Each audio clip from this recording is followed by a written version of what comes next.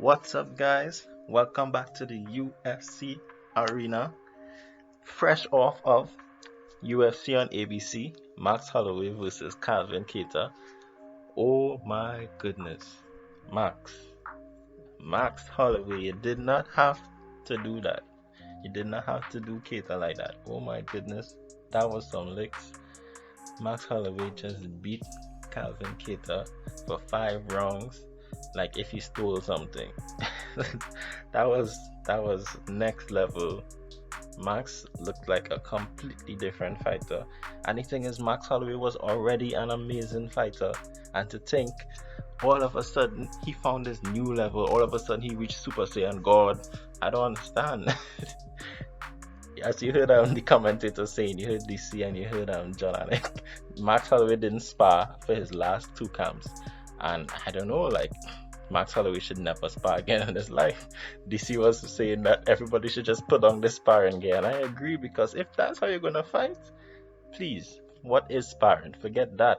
Max Holloway had more than 700 strikes thrown in this fight, and in my opinion, he had about 4 10-8 rounds in there.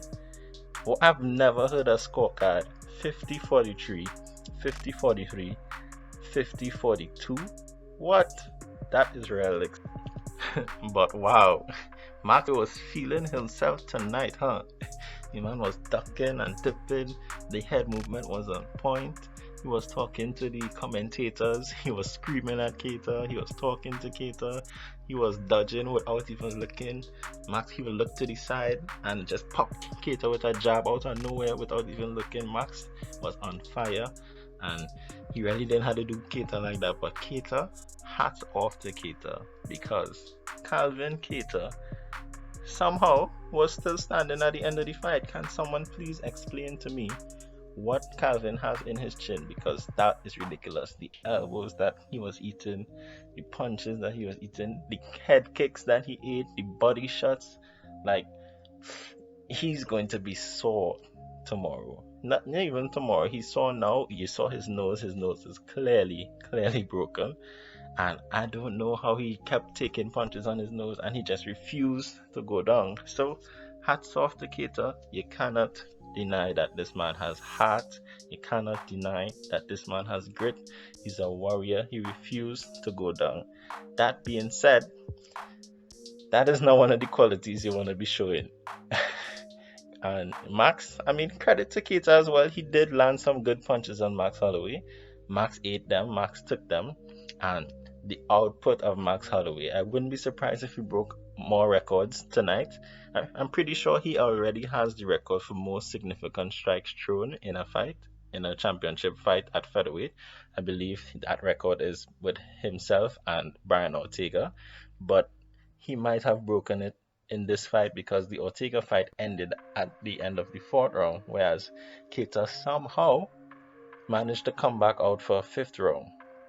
So I'm pretty sure he would have broken the record. I've never heard scorecards like that, so I don't know if that's some kind of record. Maybe there's something way back in the UFC history books where there was such a lopsided decision, but I definitely haven't heard of it, and I've been watching UFC for quite a while. So Max, what can I say about Max? Max, his striking was so clean. Max looked faster. He looked faster than he ever looked before, and that's saying something.